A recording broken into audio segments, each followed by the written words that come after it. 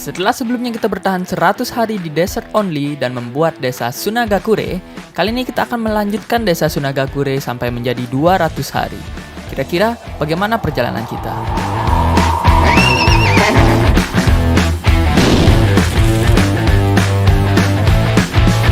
Pagi hari aku awali dengan mengajak Jarod untuk keliling mencari tanah. Tanah bukan hal yang mudah untuk dicari di dunia yang isinya pasir semua. Aku harus masuk ke tempat mining untuk cari tanah doang, dan aku nyari dalam jumlah yang banyak. Setelah itu, aku balik ke rumah dan memulai proyekku.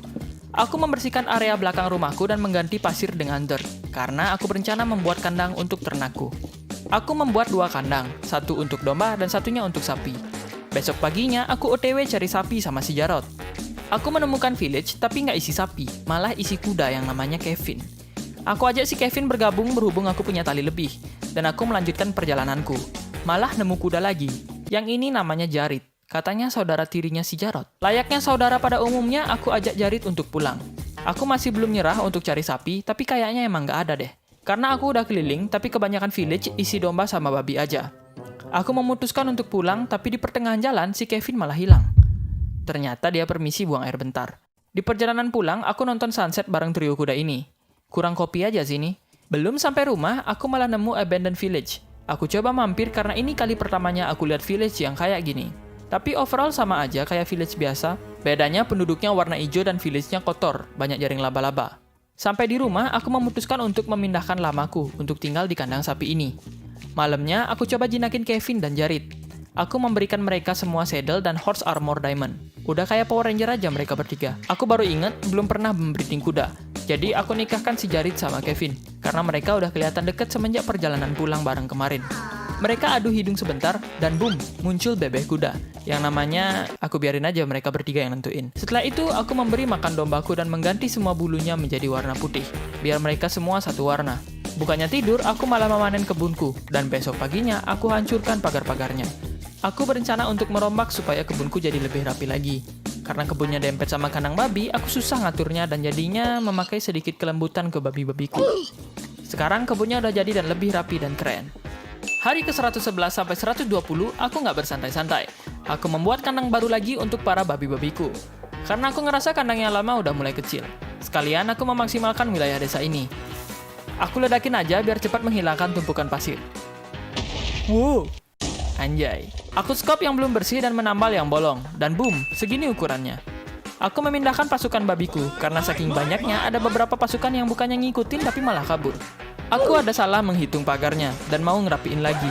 Tapi beberapa babi malah kejepit pasir dan mereka menghilang di telan bumi.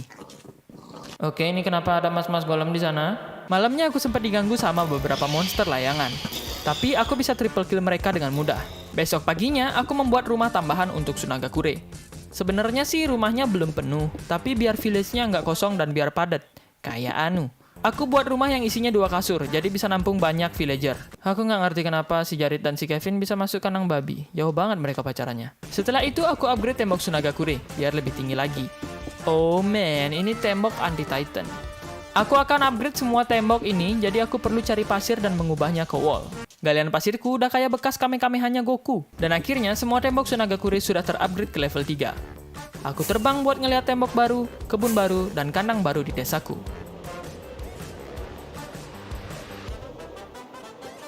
Di hari 121 sampai 126, aku dedikasikan untuk membuat Iron Golem Farm. Shoutout untuk Shulkercraft untuk desain kerennya. Link di deskripsi. Aku prepare barang untuk membuat Iron Golem Farm. Untuk zombinya, aku namain Papa Zola. Aku cari rel di tempat mining dan aku menemukan villager yang tenggelam di danau. Jadi aku selamatin dia dan aku suruh dia kerja di Iron Golem Farm ini. Oke, ada villager yang ngerumpi doang dan nggak kerja-kerja. Bungkus. Villagerku itu pintar, dia tahu apa yang harus dia lakukan. Setelah itu aku dorong calon Papa Zola ke komposter dengan cara tiarap. Dan yay, Iron Farmku work. Di pagi yang cerah di hari ke-127, aku mencari banyak daun. Dan sekalian menebang batangnya juga. Kira-kira buat apa? Yap, kali ini aku mau fokus buat ke dekorasi desa Sunagakure. Jadi aku buat gapura kecil gitulah. Aku kurang tahu namanya apa yang bener, tapi ya aku ngebuat gapura gitu. Di beberapa persimpangan jalan desa. Di gerbang awal, di pertengahan desa, dan di tempat lainnya. Selain itu, aku bikin entrance juga untuk di danau pemandian desa, biar warga atau golem yang mandi lebih indah ngelihatnya. Beberapa tempatku juga aku tambahin pohon oak, biar warnanya lebih seger, jadi ada warna lain selain kuning. Selain itu, aku juga membuat fonten alias air mancur di dekat tempat warga kumpul. Aku buatnya seadanya, tapi setelah dilihat bentuknya mirip kon. Aku juga ngehias desa dengan grass block yang aku pagerin pakai trapdoor. Ada beberapa juga grass block yang aku taruh di bawah, dan aku bone meal supaya munculin rumput gitu. Hasil iron golemku aku pakai untuk membuat lantern. Pas mau pasang, aku malah dipukulin sama golem. Dia tersinggung, baru aku mau ngebunuh layangannya. Aku pasang lantern dan aku lihat desaku semakin keren. Nggak puas sampai di situ aja, malamnya aku membuat jalan setapak lagi. Yang ini menghubungkan gerbang awal sampai storage roomku. Nggak hanya itu, aku juga buat jalan yang menghubungkan kandangku dengan rumah warga yang ada di sebelah. Ada tambahan jalan juga mengarah ke tempat mining dan tempat enchantmentku. Aku nggak ngerti kenapa kucing ini tenggelam di kayu. Setelah lelah bikin jalan, akhirnya aku memutuskan untuk tidur. Besoknya, di hari ke-133, aku memakai sisa daunku untuk menghias enchantment tableku. Sangatlah burik. Model yang kedua? Masih kurang. Model yang ketiga? Aku ragu tapi aku coba untuk tambahin beberapa kaca. Setelah itu aku nambahin slab di area sekitar Iron Golem farmku, biar spawn golemnya bener. Iron Golemku sempat error dan aku harus mendorong-dorong golemnya biar mau ke zombie. Setelah aku pikir-pikir, enchantment tableku mending gak usah dihias deh. Jadi aku hancurin aja dan mengembalikannya ke semula. Mungkin tunggu ide hiasan yang lebih asik lagi. Hari ke-137 sampai 143 aku fokuskan untuk membuat Enderman Farm. Masih pakai tutorial dari Shulker Craft juga. Aku mencari bahan untuk pembuatan Enderman Farm ini. Endermite-nya aku namai cacing besar Alaska. Aku ngumpulin semua bahan dan pas nebang kayu sekalian aku ganti bibitnya ke oak tree. Oke, semua bahannya hampir terkumpul, tapi yang paling kita perlukan adalah 1441 blok. Banyak banget. Jadi aku cari blok yang paling cepat aku mining, yaitu sandstone. Pas aku asik cari sandstone, aku baru ngeh, desert temple itu pakai sandstone semua. Jadi aku hancurin aja desert temple yang aku temuin buat ngambil sandstone-nya. Aku hancurin temple itu semalaman dan besok paginya aku hampir menuhin shulker boxku dengan sandstone. Dan tempelnya pun kelihatan habis digerogoti cacing besar Alaska. Aku terbang menuju stronghold dengan pendaratan yang sangat sempurna. Dan mulai mencari tempat yang pas untuk membuat Enderman Farm. Dan aku mulai tahap pengerjaannya.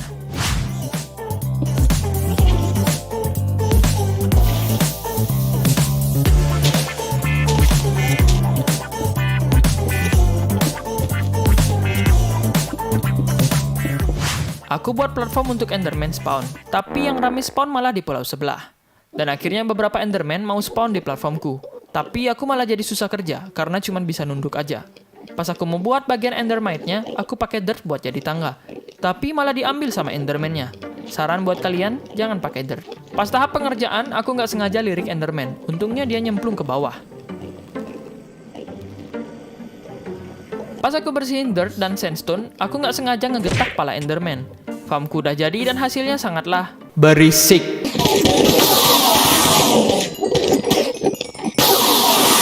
Tapi XP yang masuk ke udalku nggak habis-habis rasanya.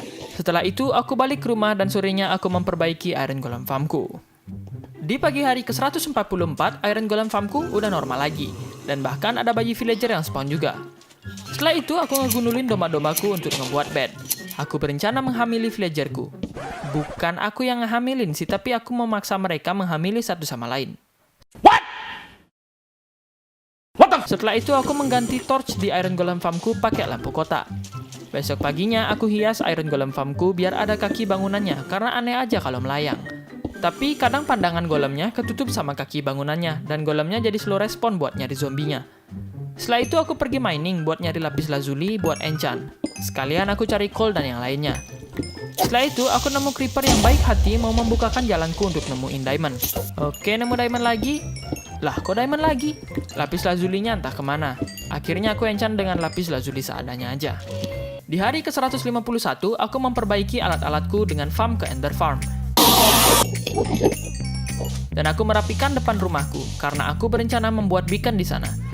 Aku mengambil iron di Iron Farmku dan menghancurkan monumen Sunagakure untuk tambahan blok di beaconnya. Aku juga AFK di Iron Golem Farmku biar bisa lebih cepat menuhin beaconku. Dan hasilnya ternyata nggak banyak. Aku pergi ke Nether bentar untuk cari Wither Skeleton. Tapi kayaknya mereka ngungsi ke tempat lain, karena nggak ada satupun dari mereka yang muncul. Jadi aku balik aja. Dan aku lanjut mojok AFK di Iron Farmku. Karena pegal dan kurang nyaman, aku pindah bentar dan AFK di sebelahnya. Nope. Besoknya, aku buat banyak nether brick untuk memperluas nether fortressku. Kali aja banyak tengkorak hitam yang akan spawn. Aku jalan-jalan ke nether untuk nyari beberapa kepala. Kadang mereka spawn dikit, kadang juga banyak. Tapi nggak bisa dipungkiri, cari kepalanya emang susah dan lama banget. Aku juga coba ke fortress yang satunya cuman buat cari wither skeleton. Tapi sayangnya kosong. Aku pulang lagi tanpa hasil dan melamun lagi di iron farmku. Oh ya, aku AFK lagi tapi di sudut lain biar kalian nggak bosen. Di hari ke-162, beaconku sudah penuh. Setelah itu, aku pergi ke nether untuk memining brick di fortress. Aku memperluas tempat skeleton untuk spawn supaya bisa nyari kepala lebih banyak. Setelah itu, aku melawan skeleton dan ngedrop kepala untuk pertama kalinya. Betapa senangnya hati ini. Aku bertempur lagi melawan beberapa wither skeleton, tapi nggak segampang itu untuk ngedrop kepala lagi. Pas aku nengok ke bawah buat cek skeleton, aku diseruduk babi yang nggak ada akhlak. Aku kaget pas nyebur langsung ke lava, karena aku nggak bawa ekstra jus api. Aku pause dan berpikir kalau aku bakal mati. Ternyata armorku sangat kuat menahan kobaran api itu. Aku naik lagi melawan skeleton dan dia drop kepala yang kedua. Aku bantai babi yang nggak ada akhlak tadi karena masih kesel. Dan setelah kesana kemari mencari wither skeleton, akhirnya ada skeleton yang berhasil ngedrop kepala lagi. Total aku udah punya 3 kepala wither. Akhirnya aku pulang. Aku ngajak babiku ke nether, karena aku punya ide untuk mengajak babiku ke stronghold untuk kujadikan tumbal. Untuk mencari bunga bangkai. Dari banyaknya pasukan yang aku ajak, hanya 3 babi terkuat yang berhasil mencapai stronghold. Aku membuat lubang tepat di bawah portal pulang untuk menjadi kandang babi sekalian tempat menumbalkan babi ini. Setelah itu, aku pulang untuk membuat potion poison. Aku balik ke stronghold dan menternak babi di sana supaya lebih banyak. Aku AFK lagi sambil nunggu babi itu lapar, dan memberi mereka makan lagi, AFK lagi, kasih makan lagi, dan ngajak beberapa babi lagi biar lebih banyak. Sampai akhirnya aku ngerasa cukup dan mulai ritual membangkitkan wither. Sebelum itu, kuracuni semua babiku, termasuk aku juga sih yang kena, dan kubangkitkan wither itu. Secara teori di YouTube harusnya dia bakal meledak 1 kali dan nyangkut, jadi kita bisa hit sepuasnya. Tapi yang ini malah terbang ke atas, dan dia malah ngamuk di atas. Karena nggak mempersiapkan diri untuk battle, aku sembunyi ke bawah. Tapi aku mencoba memberanikan diri dan menemui wither itu. Dia pergi entah kemana, ternyata dia ngerusuhin Enderman. Karena takut farm XP ku yang disasar, aku cepet-cepet panah dia supaya dia marah ke aku. Aku mulai pertarunganku dengan wither dan ini sangat menegangkan. Aku nggak bisa berhenti lari, karena kalau aku berhenti lari aku pasti dibom. Kadang karena darahku warna hitam, aku susah ngelihat darahku low apa enggaknya. Pas dia turun, aku memberanikan diri untuk main jarak dekat. Tapi untungnya aku cepat pergi pas darahku tinggal 2 bar. Akhirnya setelah lama bertarung, aku berhasil membunuh wither dan mendapat bintangnya. Dan pas mau masang, aku baru nyadar kalau piramid beaconku salah bentuknya. Jadi nggak berfungsi. Aku ubah bentuknya dan akhirnya mau juga. Tahu gitu kenapa aku AFK lama-lama ya? Oh yeah, akhirnya aku punya beacon. Setelah itu aku pergi ke nether dan menanam bunga bangkaiku. Aku kepikiran untuk membuat tower atau menara gitu. Dan pengen pakai basalt dan blackstone-ku yang nggak pernah aku pakai. Aku mulai proses pembuatannya, bentuknya simple tapi cukup mengintimidasi dari kejauhan. Dengan menara ini, aku bisa melihat keindahan Sunagakure dari ketinggian. Hari ke-171 adalah hari yang cerah, dan aku mulai merapikan desa Sunagakure lagi. Aku memindahkan tempat kerja villager ke dalam rumahnya, supaya nggak kelihatan berantakan. Nggak cuma ngerapiin, tapi aku menambah lapangan pekerjaan juga untuk villagerku. Kali aja banyak yang freelance alias nganggur. Aku juga nambah hiasan semak-semak di desa dan aku mulai menebang pohon sekitar menara. Aku ada ide untuk membuat lahan sawah yang luas, mumpung darku masih sisa banyak. Aku mulai membuat jalan setapak dulu dan disusul dengan mengganti pasir ke dirt di kanan dan kiri menaraku. Aku ganti semuanya dan ya kurang lebih kelihatan kayak gini. Aku mencoba mendarat menggunakan elytra dan kepalaku kejedot dan gak sengaja ngelihat golem mandi di danau. Ada ibu-ibu guys. Aku mulai proses menanam bibit sampai akhirnya semuanya sudah terisi. Aku membuat jalan setapak lagi sampai semua rumah desa terhubung satu sama lain. Karena ada beberapa rumah yang baru aku buat juga. Setelah itu, aku lanjut hias desa dengan tanaman bonsai yang disusul dengan jalan dan jembatan di dekat jalan keluar desa. Jembatan kecilnya sih lumayan keren. Aku papasan sama Enderman yang bawa kaktus. Tumben aku lihat Enderman membawa kaktus. Nantinya aku tiba-tiba lihat kaktus dan mata Enderman. Di hari ke-179, aku bagi-bagi sembako ke villagerku. Ada juga yang aku pancing. Tapi kentangnya malah dipelototin aja. Udah gila. Tujuanku tak lain dan tak bukan adalah skidi papap sawadikap berjamaah. Akhirnya banyak villager junior yang muncul juga. Setelah itu, aku ada ide untuk ngebuat villager breeder. Untuk tutorialnya, aku cantumin link di deskripsi. Tapi yang ini aku bikin sedikit berbeda, ini versi nggak ribetnya. Aku buat villager breeder ini, dan mempekerjakan junior-junior ini. Setelah mereka besar, aku bebaskan mereka dan mereka mulai bekerja di mesin skidi pop-up itu. Di hari ke-183, aku memulai dengan memanen kebunku dan mengecek mesin skidi pop-upku, dan work! Aku ngecek juga iron farmku dan kali ini banyak banget ironnya. Aku juga mengenchant alat-alat lainnya yang jarang aku pakai. Setelah itu aku berniat mengecek bunga bangkaiku di nether.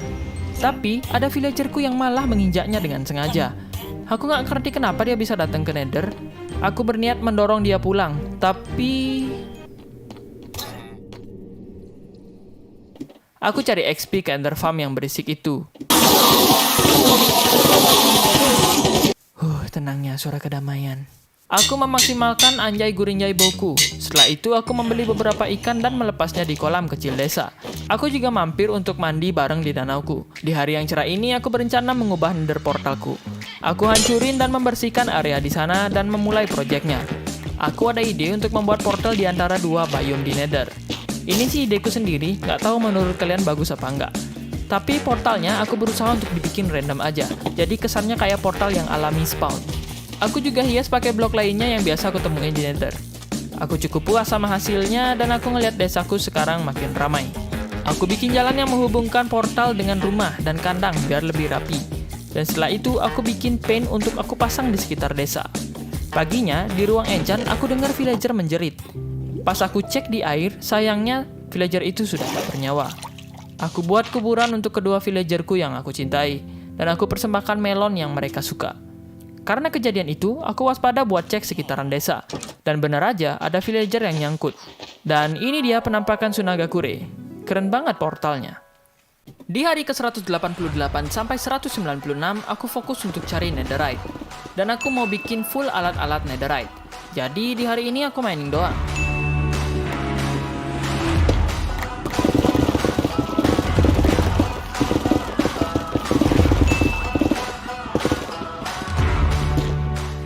Kadang aku mampir ke XP Farm buat benerin toolku.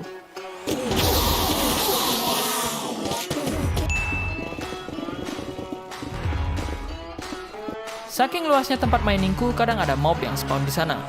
Aku sempat pakai TNT juga karena bosen.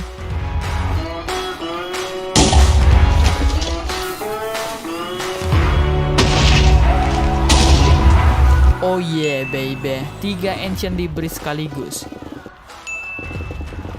Setelah dapat 20-an, aku panggang dan aku pakein semua alatku netherite ingot sampai aku mendapat sebuah achievement.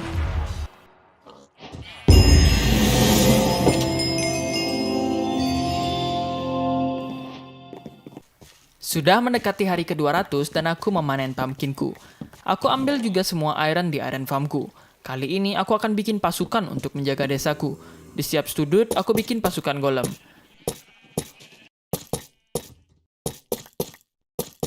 Ketika semua sudut udah aku buatin iron golem, aku pergi ke markas villager untuk mencari bad omen. Kali ini aku akan raid tapi di desaku sendiri, untuk nunjukin kalau Sunagakure adalah desa terbaik di desert ini. Kerusuhan mulai muncul di desa, dan peperangan akan dimulai. Setelah aku persiapin banyak golem, mereka ternyata spawn di luar tembok. Aku kira mereka bakal spawn random di dalam tembok. Golemku ada yang terluka dan aku segera obatin. Aku sempat dikejar banyak monster, tapi aku berlindung di belakang pasukanku. Dan kita memenangkan raid pertama dengan mudah.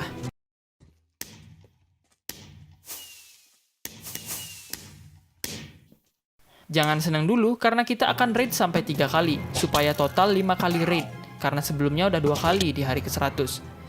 Raid selanjutnya aku udah paham arah datangnya serangan mereka. Iron golemku langsung aku obati kalau sampai ada yang terluka. Aku juga menyatukan kekuatan dengan golemku untuk melawan badak. Serangan mereka membrutal dan berhasil menembus pertahanan 1 dan masuk ke desa. Aku carikan pasukan tambahan lagi untuk meroyok mereka.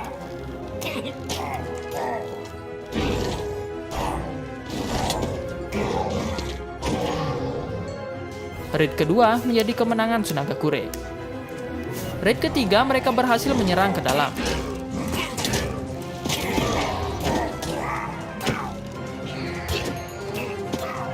Tapi kita memenangkannya lagi dengan mudah. Aku buru-buru naik tower dan ternyata siang kembang apinya nggak kelihatan dong. Dan di malam hari ke-199, aku ke markas villager bareng Kevin.